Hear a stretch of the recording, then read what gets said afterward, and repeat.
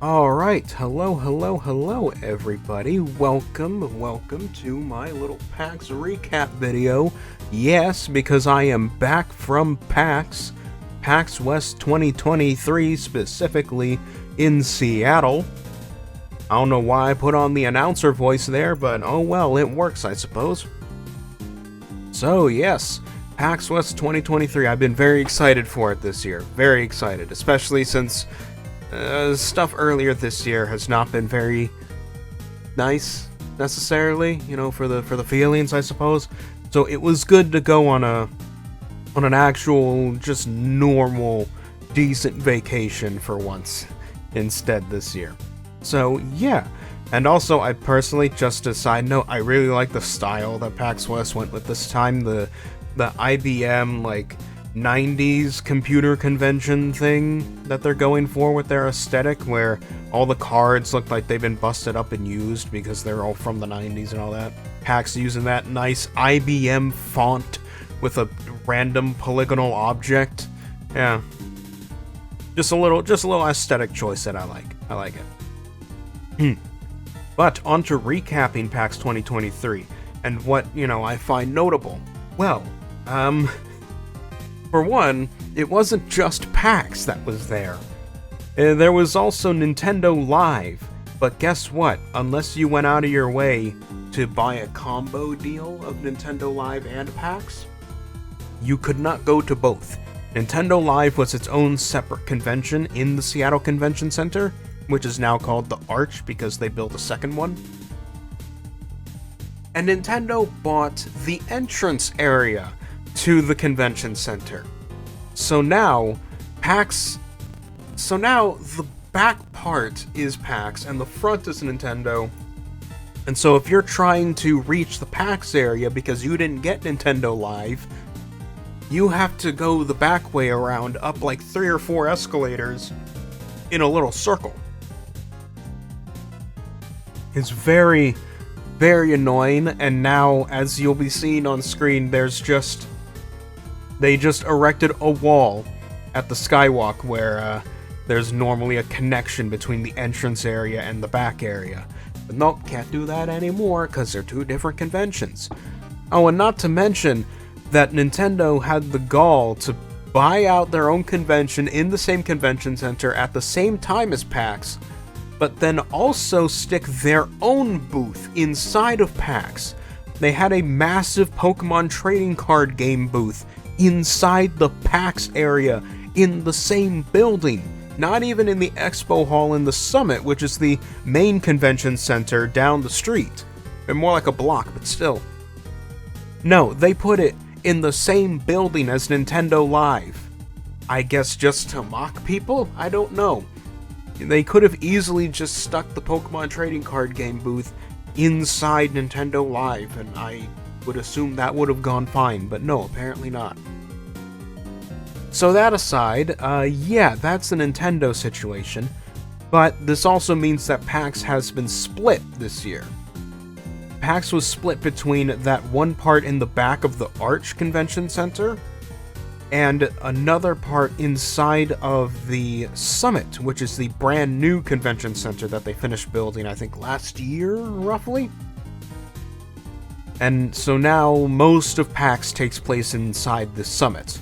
The bottom area of the Summit, level 0, is the bottom area of the Summit, level 0, is the actual main expo hall. Level 1 is just the entrance, there's really nothing there. Level 2 was tabletop gaming and free play and all that. Level 3 was console free play and a little arcade area, which had things like a Bishibashi channel machine, which was really cool, and some cool, like, Gundam arcade machines and rhythm games and all this stuff. It was very Japanese arcade stuff, not like classic arcade, as far as Americans might understand it. It's a lot of Japanese stuff in there. And then levels 4 and 5 were basically just theaters for the various panels and stuff like that. there wasn't much up there aside from the panels, which I did go to a panel this year. I don't usually do panels at PAX, but there's one panel that I go to every year, and it's Throne Controllers, hosted by the Runaway guys. You know, because I like me a good video game trivia show. So I went there this year. It was very fun. The auditorium they had was massive. Even though they ran out of numbers, they still could have fit like a few hundred more people in there. Even though they ran out of number slips to give to possible participants. My number was not called, unfortunately, so I did not get to participate. Although I am a former winner. I will not specify how or when. But yeah, there is that. And that was very fun, and that's why I learned about the Bishibashi machine that they had in the arcade area, which is very fun because Bishibashi is just smash the buttons as an arcade game. It's WarioWare, but you just mash buttons over and over. It's oddly very enjoyable. Very fun. And I like that the Japanese man screams out the names of all the mini games and stuff. It's fun. It's fun. As for the main convention hall and the things that were there, well, there were a few things that were questionable. I showed you in the entrance there was Inner Sloth with Among Us, which I wouldn't say that's questionable. I would say that's pretty understandable. Among Us is massive at this point, so why not set up a booth and sell merch, right? But there was also a Five Nights at Freddy's booth. I didn't even know Scott Cawthon was still making these games. Apparently it's something called Help Wanted 2. I've never heard of it. I didn't even hear about the original Help Wanted. I'm surprised they're still making these things. It's insane.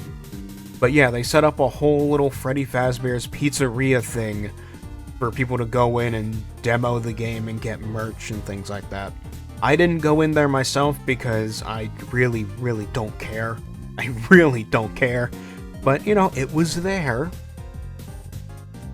There was also a Final Fantasy booth for Final Fantasy XVI set up by Square Enix, obviously, as well as a side area which had all of Square Enix's other games that they were demoing at the time, like a DLC for Power Wash Simulator where you get to power wash the DeLorean from Back to the Future, as well as a game called Foam Stars, which I question why they use foam.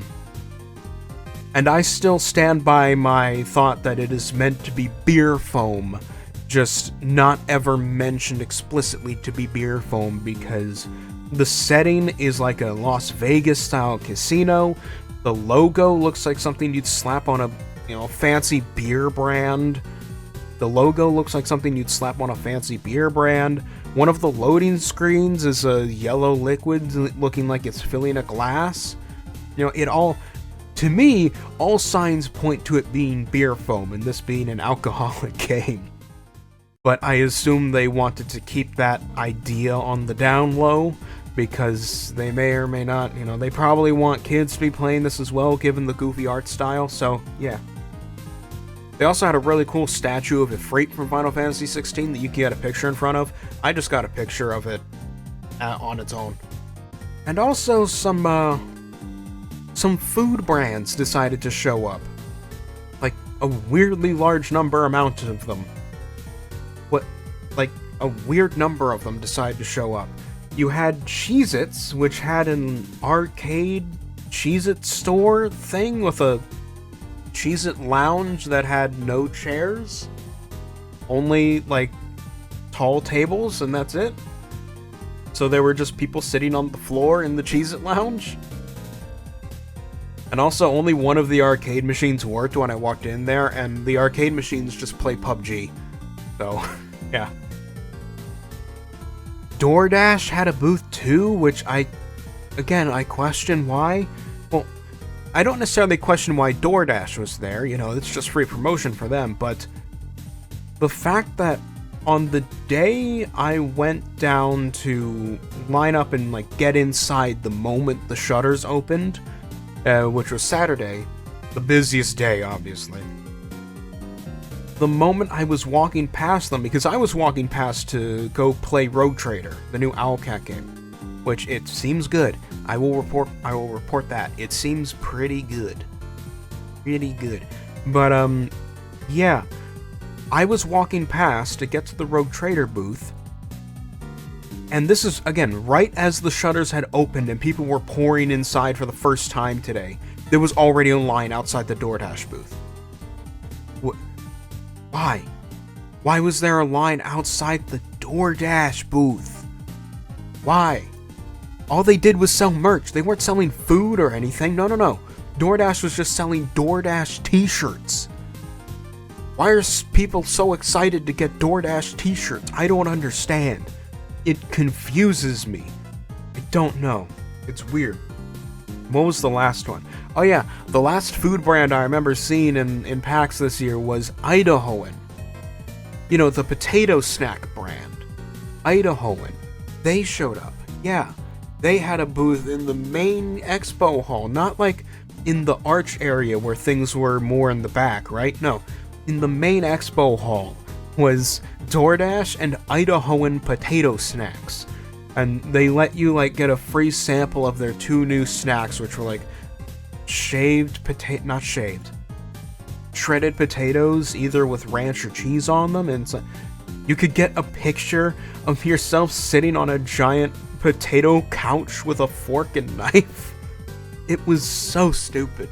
So stupid and silly. I don't get it. I don't know why they were there, but yep, they were there alright. What else? Well, as far as games are concerned, there were quite a number of games, including some indie games that I actually found pretty interesting. For those of you who care about it, the Rivals of Aether development team are now making Rivals 2, a fully 3D sequel to Rivals of Aether. I'm not that interested in it because I tried playing Rivals of Aether. I don't like the competitive control scheme. I don't like playing with a fight stick. It's dumb. I don't like playing old Smash Brothers like a competitive player. I just want to attack, the block, thing like that. I don't personally like it. I'm not interested. But I know a ton of people are insanely interested in Rivals of Aether, and so they'll be very interested in knowing there's a sequel out. There were some other weird little games, like some visual novel thing called Eden's Schemata, which it looks like it's part of the font makes it look like it's a part of the same series as like Chaos Head and Steins Gate and stuff like that, but I have no idea if it actually is. The art style doesn't look... The art style seems kind of similar. The font is like the same font, but I don't know. I'm not sure. I don't know anything about this franchise beyond Steins Gate and Chaos Head, but we'll see. If this looks familiar to anyone, please tell me in the comments. Larian was there, of course, the Baldur's Gate 3 people. They had their big Baldur's Gate 3 booth that they had last year as well. And unfortunately, they were only selling one piece of Baldur's Gate merch. And it was just a black t-shirt with the Baldur's Gate 3 logo on it. Nothing else. How? I don't get it. I don't get it. You didn't produce extra merch for your brand new game that came out like a week or so before PAX hit? How? Not a week, a month. Like a month or so before PAX hit? I don't get it. I really don't get how they did this. It's ridiculous. And by the time I went over interested in the shirts, because there wasn't much of a line, the shirts were already sold out, so oh well. Too bad for me. There was another thing where, what was it called? Oh yes, Gigabash. I have the game Gigabash now. It's an indie game where you play as, kaiju basically. You just play as kaiju in a Smash Brothers style like arena, except it's top down. You just beat each other up in like a 4-player Smash Brothers type thing. It's actually very, very fun. I enjoy it quite a bit. I got a Steam code for it, and I even got the big mousepad mat that they were selling, which is now my new mousepad. Yeah. Speaking of mousepads, I also went by the Cougar booth, the Cougar brand of gaming chairs and chassis and keyboard and mice and all that. And I ended up getting 2 things. I ended up getting a keyboard and mouse combo because, again, it was a really good deal. I ended up getting a keyboard and mouse combo because it was a really good deal, and my keyboard is so old that I'm pretty sure they don't even make my keyboard as a model anymore. And also this keyboard's also driverless, so that's really nice. I don't have to update anything. It's got a bunch of weird backlight settings. It's really funny. I mostly keep everything on orange, though, because I just like the color orange, and Cougar uses the color orange a lot. It's cool. And I also got a chair. I don't have it yet. It's been ordered. It should show up within a few days, but I am also getting a chair, which is very useful because my last chair broke. So, as for how I'm recording this, I'm using a spare chair right now. So, yeah, I'm gonna be using that. So yeah, that was my experience at the Cougar booth, including the glorious back fan RGB lit chair that you will be seeing on screen around now. They originally had it inside a box in the middle of their booth, but they lifted it up and put it on top of the box. Now it looks like a weird shrine of sorts. And instead they put like an armchair thing inside of it. Very weird. Very weird. But I do like Cougar. I do like the Cougar brand. They've been very reliable for me. Now, I should also add that I went to PAX with my parents. We always go together. It's a big family thing, right? We always go to PAX together because, one, both me and my dad are massive nerds and we love this stuff. We both love video games and all this stuff. Is absolutely our kind of thing. And my mom is also just trying to learn, right? You know, she's trying to learn what she can. She's trying to pick up more and more games as we go along. And she found a number of games she liked this time. Which her style, her preferred genre, is not the same as mine necessarily, although she did like Giga Bash. We fought together in that one, and she did like that one. She also played Tekken 8. Tekken 8, yeah. Which, that was pretty funny. That was pretty funny because she picked a character, she picked Nina when we were playing Tekken 8, and she won the first, like, 2 rounds.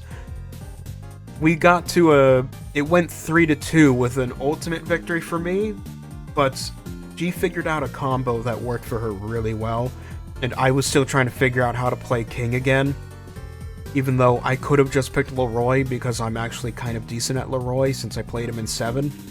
But yeah, that was pretty funny. It was funny knowing that she really enjoys Tekken 8 for some reason, even though she normally enjoys the cozy games, which there are many cozy games this time that she has been interested in, such as Fae Farm and My Time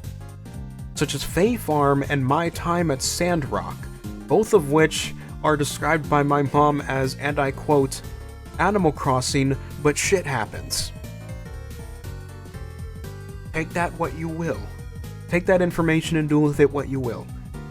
So yes, that is my version of my mom's approval of Fae Farm and My Time at Sandrock. They both seem pretty interesting, you know, same sort of cozy game formula, that kind of thing. But yeah, it's mom approved. There you go. If you're looking for a good cozy game, that's a ringing endorsement. I'm not even kidding. Same with Tekken 8. Tekken 8 got a ringing endorsement too. That's pretty crazy.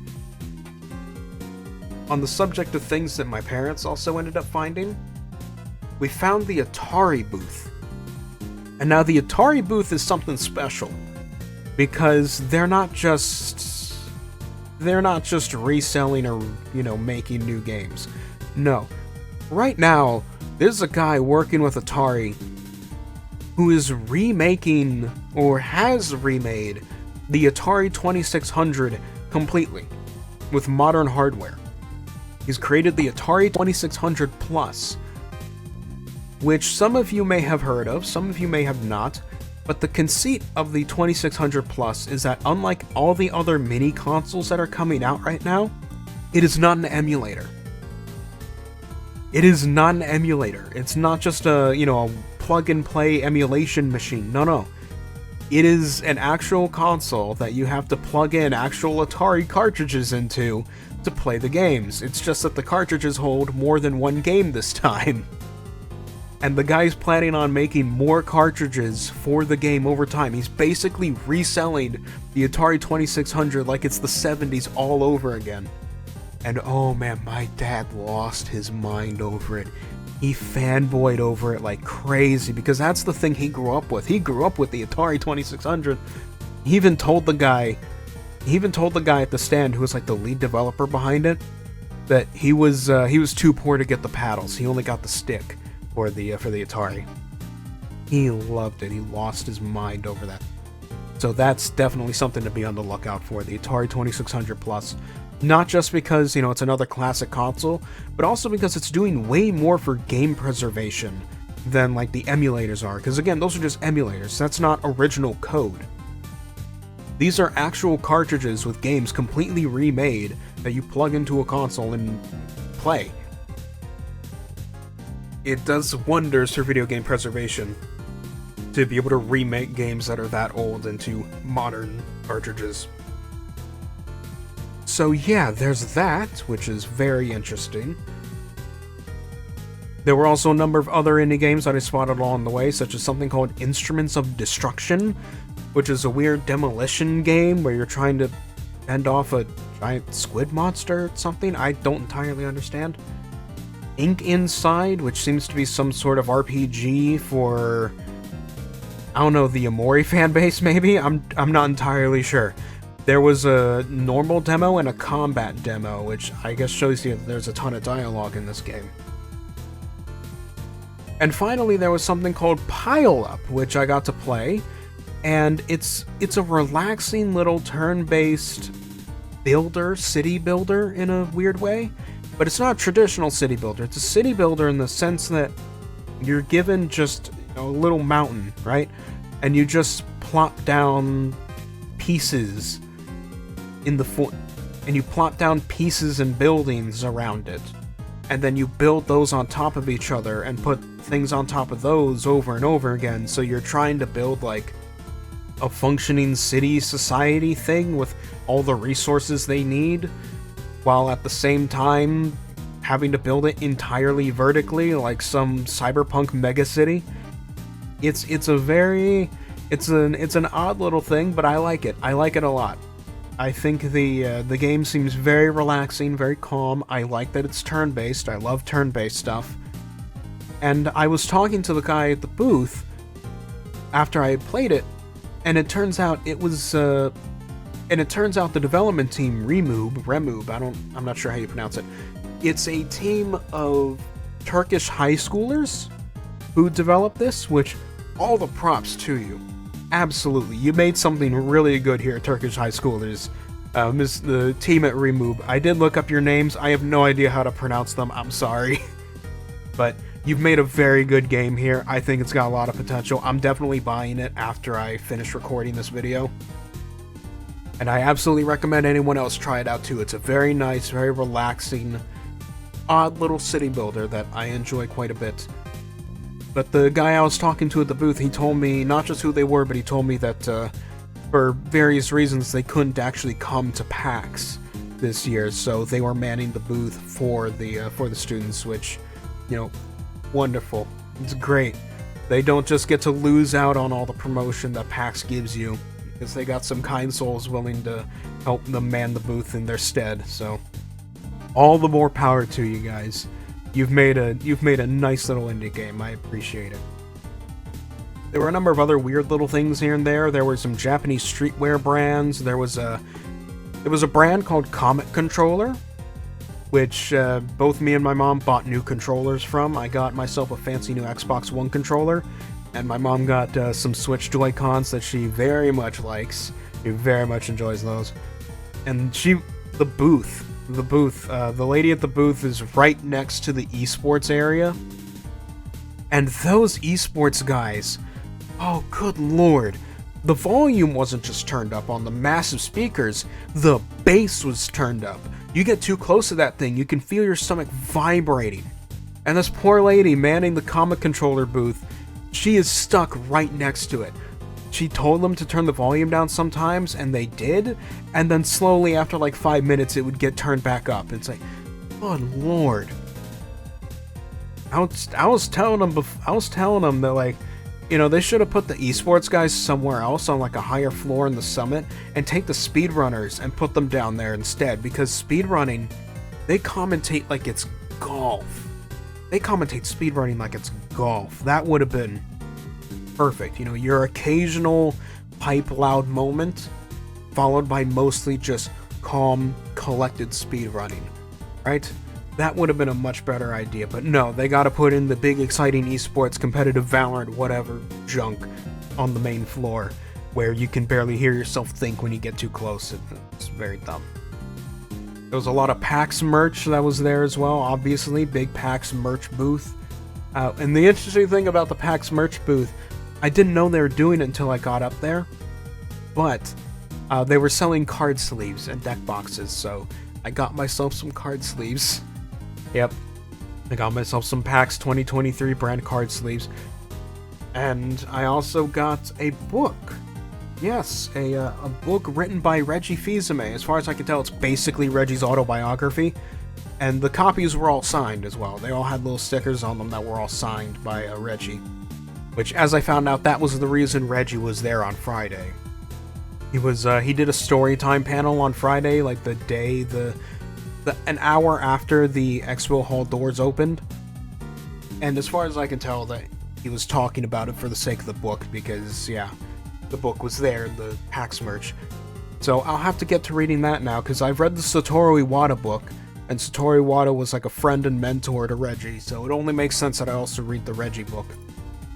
There was that. AT&T was there for some reason, with a loot drop booth thing I don't understand. They were also doing a 3D selfie booth that there was like no line for, because it looks like they were purposely trying to direct everybody to tell them specifically how they should be moving and standing to get a proper 3D selfie, which is just way more effort than it's worth for a weirdly complicated photo. So yeah, there was that. And then there was a little thing I did outside of PAX, because a YouTuber that some of you may know by the name of Shork, he is a TF tuber, Team Fortress tuber.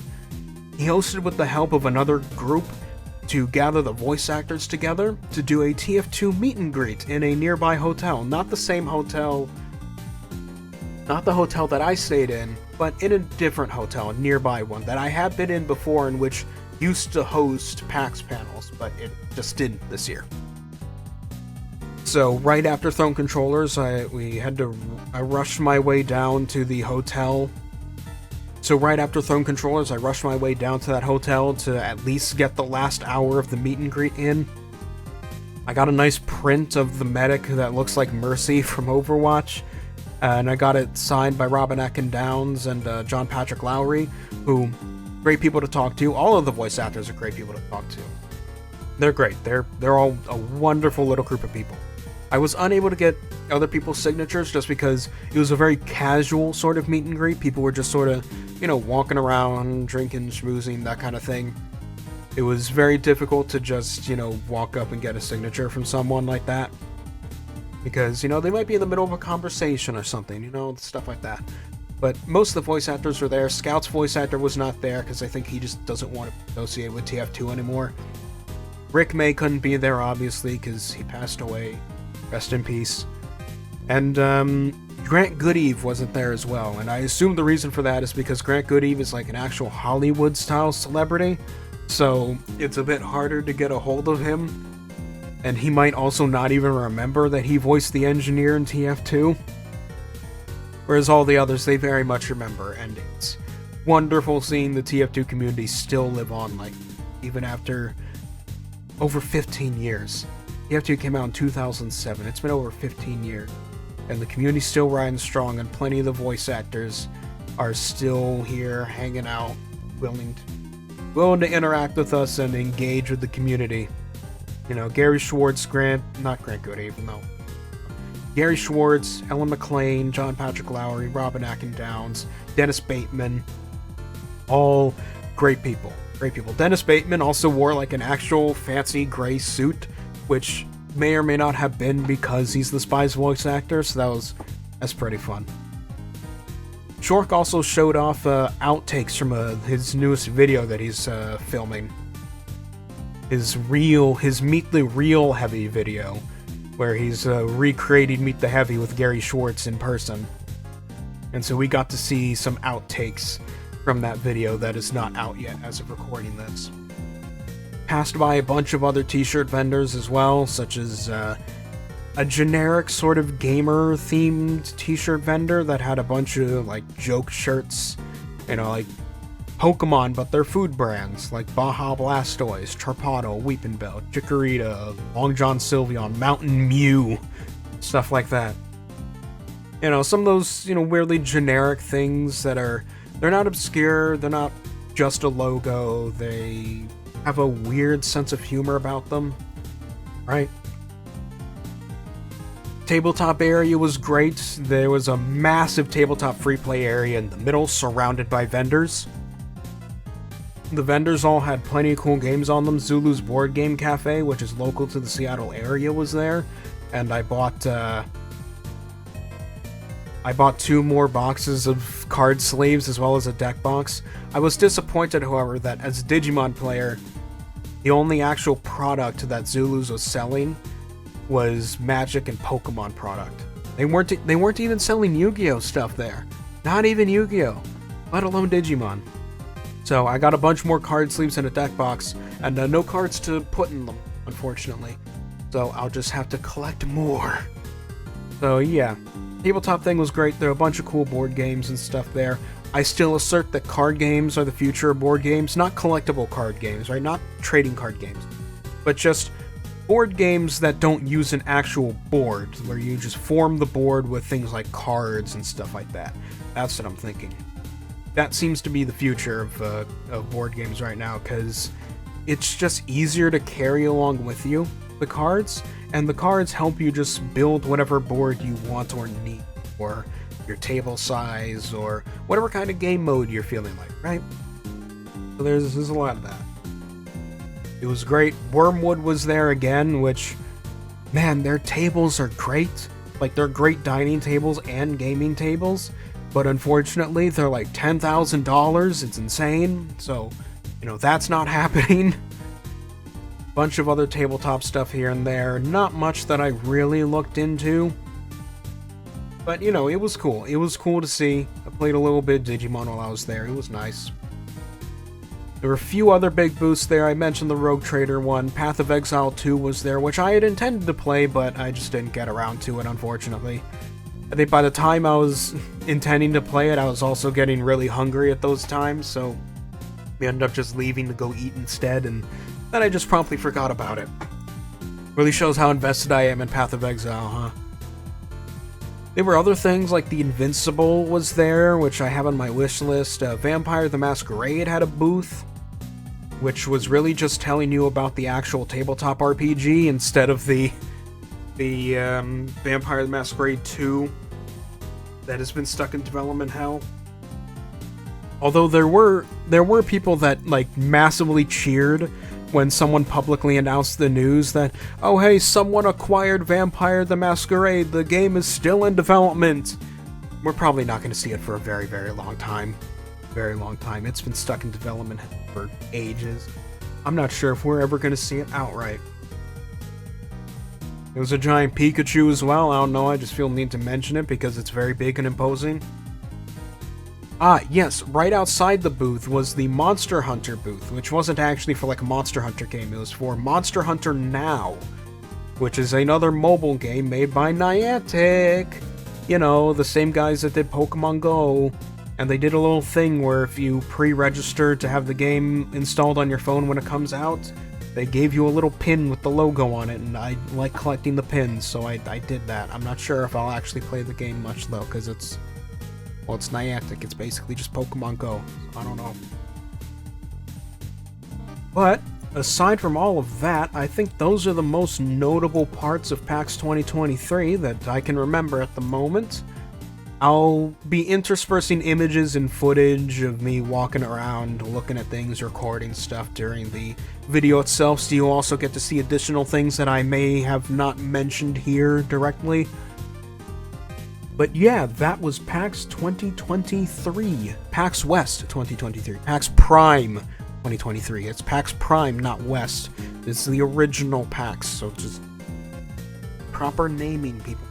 I don't know why they stopped calling it Prime. Whatever. Anyway, this recording has gone on for far too long. I'm going to stop now. I hope you enjoyed this video. This has been TheRatMan, and I will see you all later.